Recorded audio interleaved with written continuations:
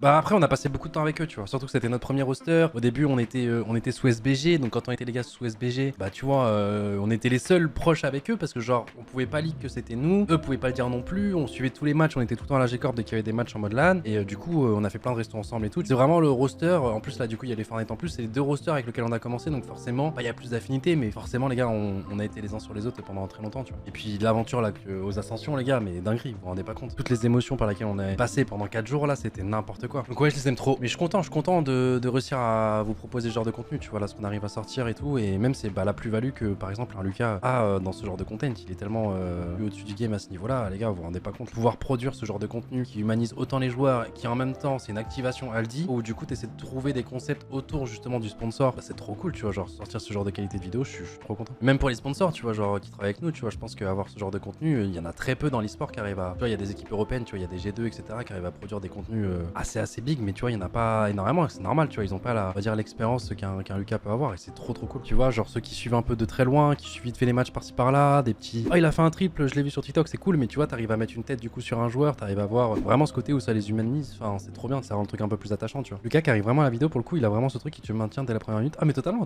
les gars. Moi je suis youtubeur mais plus streamer, et du coup j'ai beaucoup moins les codes que Lucas, il y a des galaxies d'écart. Brooks pareil, il est plus comme moi je pense. Donc ouais, avoir un Lucas pour ce genre de contenu, c'est encore une plus-value de fou, tu vois, il arrive à rendre le côté e-sport très geekos. Bon, ça reste quand même très geekos les gars, hein. On est là à parler de ouais, j'ai FK crevette, oh là là, tu t'es fait une par un tel. Non, c'est très jargon gaming, et on va dire ceux qui sont casu, qui jouent pas du tout et qui vont voir ce genre de vidéo, peut-être qu'ils vont pas aimer parce qu'ils vont être en mode je comprends rien à la vidéo, genre ok cool, il faut à manger mais je comprends rien, c'est qui, qu'est-ce qui. Mais au moins pour ceux qui nous suivent, normalement tu comprends pratiquement tout à la vidéo, et même les petits délires tu peux suivre, si t'as suivi les ascensions, tu comprends un peu les trucs avec le truc du kebab, etc. Enfin, je sais pas, moi je trouve ça trop bien. Et c'est pour ça que c'est le premier youtubeur français. Ah bah ouais, c'est pas pour rien les gars, y a rien qui est laissé au hasard, hein, de toute façon. Mais après c'est une chaîne e-sport, tu t'attends à ce genre. Ouais, totalement. Après pour un truc e-sport, tu vois, tu t'attends pas à cette qualité de contenu là, tu vois. Et je pense que c'est vraiment un point d'honneur qu'on veut mettre, surtout Lucas, pour essayer de produire du content, pas du content poubelle en mode oui, le sponsor, on doit faire 4 activations dans l'année, allez, on met des vieux trucs Twitter, machin, etc. Non, on veut vraiment faire les choses bien, quitte à ce qu'on doive mettre plus de budget ou quitte à ce qu'on doit faire quelques sacrifices. Ah, c'est pas grave, mais au moins, tu vois, en termes d'image de marque, même représentation, tu vois, c'est bien de mettre des joueurs en avant et dans un bon contenu, tu vois. Genre, c'est pas laissé au hasard et ça, c'est trop cool. Il y a d'autres projets comme ça. Ouais, on en a tourné une première et puis il y en aura sûrement d'autres qui vont arriver. Mais on avait tourné un espèce de blind test. Bon, alors cette fois-ci, on n'est pas apparu, etc. Mais même le blind test, c'était vraiment cool. On l'avait vu en live aussi, qui sera le meilleur menteur. Et là, il y a que les joueurs, donc tu vois, les gens sont moins attirés, tu sais, ils ont du mal à cliquer la première fois. Mais je crois, elle a été en tendance et tout, hein. Franchement, elle est cool. Mais vu qu'il y a que les joueurs, etc., les gens en général, le viewer, on va dire lambda qui est sur YouTube, il aura plus de mal à cliquer parce que du coup, il y aura pas la grosse tête de Squeezie, machin, etc. Mais une fois que t'es sur la vidéo, t'es bien, tu vois. Je vous conseille d'aller la voir si vous l'avez pas vu, les gars. Elle est vraiment cool, elle est pas longue. Après, ça m'intéresse d'avoir des avis de peut-être de personnes qui ne suivent pas du coup notre contenu de base, enfin qui ne suivent pas nos aventures gentlemen, etc. Voir si, en ne connaissant pas les personnes, est-ce que genre ils s'amusent sur la vidéo ou genre justement, vu qu'ils connaissent pas les personnes, ils ont du mal à se mettre dedans, ils ont du mal à accrocher et ça valide moins. Le rediff des World Fortnite après 800K, c'est une scène. Ah ouais, non mais vous vous rendez pas compte, hein. On est une structure qui a maintenant 8 mois. 9. On a un bébé ou pas encore? Il y a des stats un peu non officielles qui étaient un peu sorties là sur le nombre de vues que la structure apporte aux sponsors, machin, etc. Mais vous vous rendez pas compte, on éclate tous, c'est trop cool. Genre les sponsors sont trop contents, nous on est trop contents. Et bah ça c'est principalement grâce à vous les gars, donc c'est cool, ça marche, tu vois. Donc pour l'instant on est sur notre petit nuage comme j'aime bien dire. Je suis ultra cassé, mais like la vidéo car bon collectif. Bah merci moi, ça fait plaisir. En général c'est dur de supporter une équipe et de féliciter d'autres structures, on va dire concurrentes, même si on n'est pas vraiment concurrents, tu vois. Genre on a encore à des années-lumière de casser les gars, hein. Mais merci beaucoup. C'est pas souvent que des structures, on va employer le terme concurrent, mais vous m'avez compris, puis se tirer dessus vers le haut, tu vois, et c'est cool de faire ça, tu vois. Bah là on va s'agrandir, on s'est déjà agrandi justement avec TFT.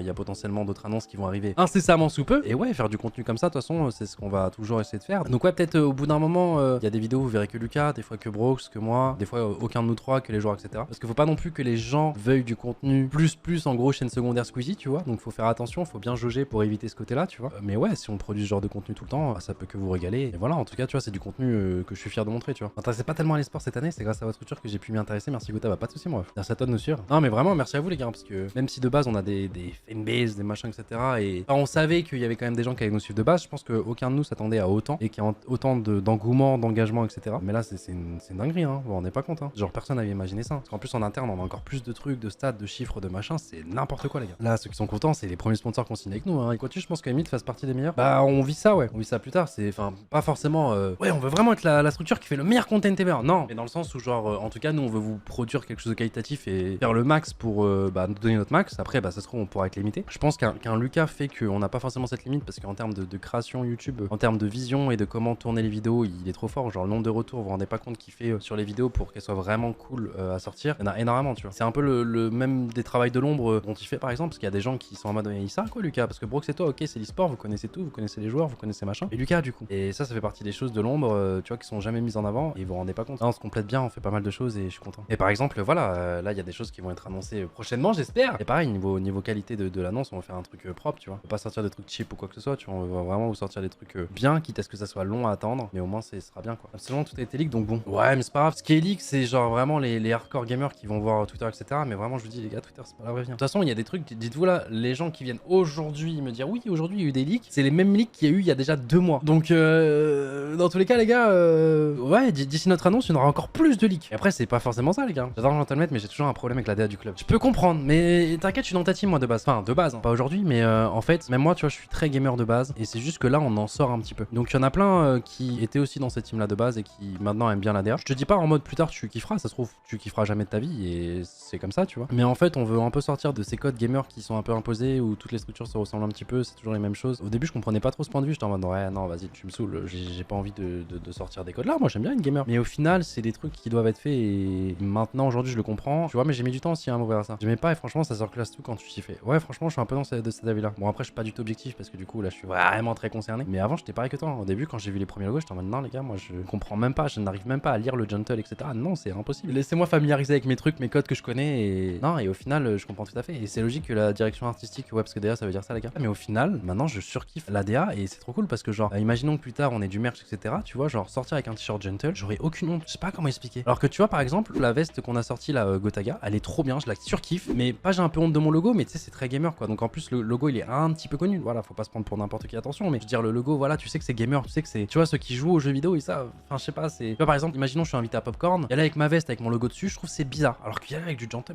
mais aucun problème. Ça va, la veste passe tranquille. Ouais, quand même, parce que ça fait très hoodie, un peu baseball, machin, etc. Où justement, il y a des logos partout. Et ceux qui sont pas gamers n'y comprennent rien. Et la veste, moi, je la trouve très stylée. Alors que cette DA là, tu vois, ça fait plus des trucs, tu peux l'identifier un peu à n'importe quoi. Et par défaut, c'est pas ton t-shirt, c'est marqué gentle, c'est ça, machin, etc. Ouais, c'est gamer. Non, c'est pas gamer. Donc soit tu l'assumes comme tu veux, soit tu. Enfin, je sais pas comment expliquer. Et après, c'est comme ça, hein. Et on fait partie des premiers à le faire. Enfin, les premiers, non, 100 Thieves, ils ont fait un peu ça à l'échelle US au début. Parce que moi, j'ai vraiment vécu le début de 100 Thieves, les gars, où tout le monde leur disait, putain, leur pseudo, leur tag, tout est naze. J'étais sur code à cette époque-là quand Headshot s'est barré d'optique et il a fait la structure. Et au final, aujourd'hui, bah maintenant, c'est eux qui, tu vois, en termes de mode, ils ont fait, je crois, des partenariats avec Gucci. Et maintenant, en termes de mode, en mode gamer, 100 Thieves déchire tout le monde. Alors, surtout aux US, bien entendu, parce que c'est plus leur marché à eux. Mais au début, les gars, moi, j'étais au début de ça. Ah, ils se faisaient arracher par tout le monde. Hein. Et il y avait très peu de, ouais, quand tu t'y fais, c'est bien. Non, tout le monde trouvait ça éclaté, vraiment. Que ce soit sur code, sur Halo, sur n'importe quel jeu où ils étaient, tout le monde trouvait ça éclaté. Et en plus, en français, tu vois, c'était pas 100 Thieves, c'était santé, je sais pas, c'était naze. Et au final, aujourd'hui, les gars, 100 Thieves, ils sont au-dessus de toutes les structures US en termes de référence à ce niveau-là, tu vois. On a fait un pari qui est totalement naze et puis voilà, c'est la vie. Moi, je pense plutôt l'inverse. Moi, je pense que voilà, c'est un peu comme la première personne qui disait que la Terre était ronde. Hein. Tout le monde disait qu'il était débile et voilà,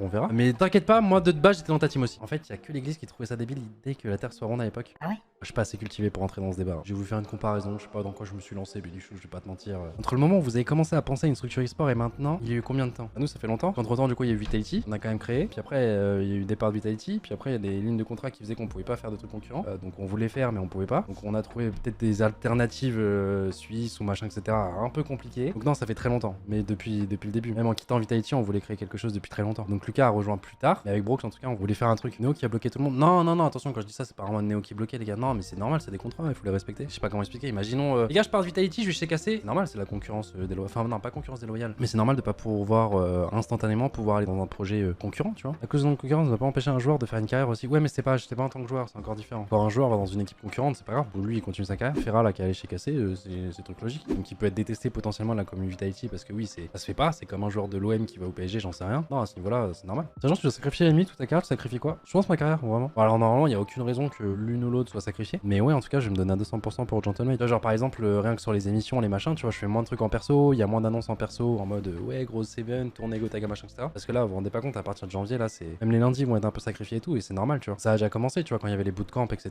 Du coup, on essayait pas de faire de lundi en même temps, parce que du coup, il y avait les bootcamps. Même déjà, c'est HBG, les gars. Chez HBG, il y avait des moments où il y avait des bootcamps où du coup, les lundis étaient prises comme ça. Bon, à la G-Corp, il pétait un câble, tu vois. Enfin, il pétait un câble, non, mais c'était en mode putain, c'est un peu relou, mais je comprends. C'est logique, les gars, faut se mettre à 200% dans le truc, tu vois. Janvier, c'est le VCT. Ouais, je crois que ça commence un peu après. Ouais, ça commence février, je crois. Il y a des locaux M8 qui arrivent. Il y a déjà des trucs qui sont faits là, du coup, en Allemagne pour nos joueurs, parce que du coup, ils doivent vivre là-bas. Putain, ça coûte cher, hein, l'Allemagne, les gars. Et sinon, ouais, on essaie d'avoir un truc région parisienne. parisienne, je pense. On verra, mais en tout cas, ça avance. Alors après, ce sera pas des locaux grand public en mode Vitality, structure moins d'un an, on peut pas faire ça. Déjà, essayer de trouver des trucs vers Paris là actuellement avec nos moyens actuels, c'est déjà très bien. Même déjà trop haut, je pense. En vrai, comment une structure fait pour être rentable, c'est réellement possible même. Ouais, c'est possible. Mais en général, pour être rentable, alors soit faut être là depuis très longtemps, faut avoir quand même une bonne fanbase, c'est obligé. Parce qu'aujourd'hui, tu te rentabilises via les sponsors, du coup, qui te suivent si t'as énormément de stats, de machin, etc. Plus que les résultats. Les résultats, c'est cool, mais c'est pas ça qui paye le plus, tu vois. C'est terrible à dire, mais c'est le cas. Et du coup, bah, tout ce qui est merchandising aussi. Et ça, tu vois, c'est la seule manière véritablement de rester à flot, quoi. Et après, si t'as ça plus la durée de vie, quoi, tu peux potentiellement être rentable. Mais en général, tu fais pas une structure pour être rentable. Hein. Si Vita est rentable, je pense pas. C'est encore un autre domaine différent, Vita. C'est quand ça part dans les levées de fonds, etc. C'est un peu spécial. Surtout, ils ont beaucoup de dépenses. Donc,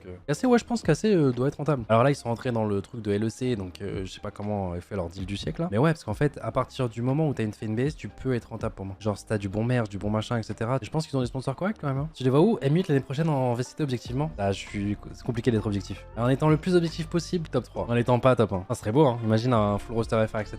Ils sont ensemble depuis le début. Un roster de pas de bannis, mais de gens qui n'avaient pas été acceptés après les tryouts. J'imagine le shonen s'il continue. Incroyable. Après, c'est l'e-sport. Hein. Là, ce jour-là, les gars, ça va être horrible. Je pense que je liverai pas pendant 2 semaines. Si on doit se séparer d'un joueur, surtout de ce roster-là, non, ce jour-là, ça sera très dur si ça arrive. Donc j'espère vraiment que ça arrive jamais. Alors s'il part de lui-même parce qu'il est la proposition du siècle, ça c'est encore différent. Là, je serais fier de lui. Je serais en mode bon bah vas-y mon poulain. Écoute, on peut pas rivaliser. Quoi, il te paye 1,5 million par mois. Mon gars, on peut pas rivaliser. Fonce. Non, là c'est un peu différent. Je serais pas déçu. Je me dirais putain bah là, c'est bon, sa carrière elle est partie. Let's go, tu vois. Et si c'est genre on doit kick quelqu'un, non, ça va être dur. Mais Apo, en fait, il a été super utile dans le groupe. Ça a été vraiment le joueur dont on avait besoin. Niveau émotion, c'était incroyable. Il a toujours été là. Il avait toujours le sourire. Il est devenu assistant coach du jour au lendemain. Il a appris trop de choses avec Exy et Matse. En gros, on voulait qu'on continue comme ça. Sauf que bah lui, il veut continuer à jouer, tu vois. Et s'il veut continuer de jouer, on peut pas lui en vouloir. Et le problème, c'est qu'on peut pas lui proposer une place de joueur dans notre roster actuel, tu vois. Donc en fait, Apo, s'il veut continuer en tant que joueur, bah, c'est un très beau choix, tu vois. C'est respectable de fou. Parce que là, il avait une sécurité, on va dire, à rester chez nous. Hop, être assistant coach, pouvoir rentrer, mettre les crampons si jamais il y avait un joueur qui était en besoin ou quoi. Et non, il a préféré le choix du cœur, le choix de l'e-sport, le choix du joueur, tu vois, être sur le terrain. Et tout à son honneur. Vous prenez un remplaçant du coup? Ah oui, mais c'est pour ça que vous posez cette question. Ah, parce qu'en fait, l'année prochaine, ça va être un système un peu différent. Et je peux pas trop en parler pour l'instant, je crois. En fait, on a déjà nos 2 remplaçants. Non, je peux pas en dire plus. On a déjà 2 joueurs, on va dire, mais qu'on paye, mais qu'on prête à d'autres structures. Voilà, on va dire ça comme ça. Sans rien ligue, bien entendu, je ne réagirai à aucun nom qui sont dans le chat. Et du coup, c'est nos joueurs, c'est à tout moment, si on a un problème,